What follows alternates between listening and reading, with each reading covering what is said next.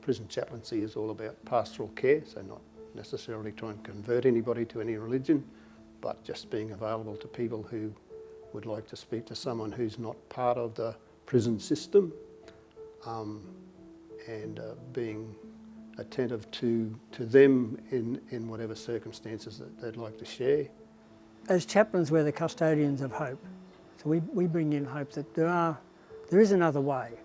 So that's what we're bringing in. We're the custodians of hope for men that feel hopeless. And we're talking about the lads that don't know where they're going or not sure, or becoming hopeless. And hopelessness leads to suicide, or wait till they get out, then they'll suicide. We're trying to get between that where if they've got a sense of hopelessness, they're not going to survive very well outside unless they're inspired with hope. So that's where that sits when you go in. Yeah. A normal day would be to go to different blocks in the prison. So we walk into a block which will have anywhere between 30 and probably 50 prisoners in the block.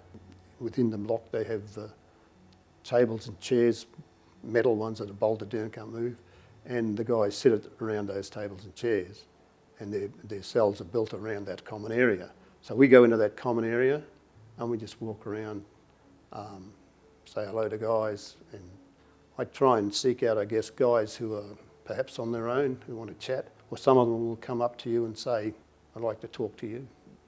The nun that I started with, her name was Sister Dolores, and she said to me, the thing that caught my eye was the message that said, visit prisoners, and you visited prisoners. This is the Great Commission, for us. But I didn't get that when I started, but I understand it now, because what we are is the face of somebody who cares about people who aren't cared for by society in many ways, because once you've committed a crime, you're kind of tarred for a long time. It's hard to shake that off. And when you get to talk to these men, you get behind this label that's an inmate to a person with a family, to a person with experiences with the same highs and lows, problems and joys that we all experience. They're at a point where they are reconciling with themselves. Are they going to reconcile or be very angry when they get out and be justified saying they shouldn't have put me in there, rah, rah, rah. From the secular point of view, you're going to ask people to change their behaviour. From the religious, we're saying that the other way is to reconcile yourself with God and use the template that Christ has given us. So you've got an opportunity to be and talk to someone that's in jail. If we as followers of Christ don't offer that at a point where people are likely to, in our society, likely to be ready to reconcile. I think if we're not there to do that at that point, then it's a ministry missed.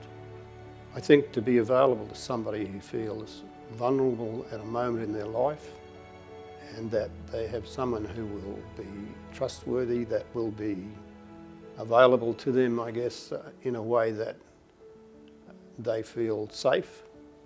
So I think we just bring in a presence of a life that's a reminder to them that there is a life outside of jail, that there is there's a joy in being not confined in these places. It's really good because it can become very much a way of life for them, that they go in and out of jail.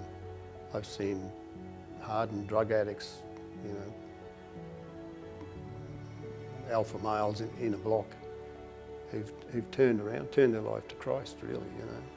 Oh, look, we can't measure the appreciation that we have for people who support us, because what we do at Christmas time is provide Christmas packs to the prisoners, and it's amazing. Like, those big hardened men look like little kids looking for joy, because they're looking for something bright in their life, something different to the mundane experience of jail, I guess.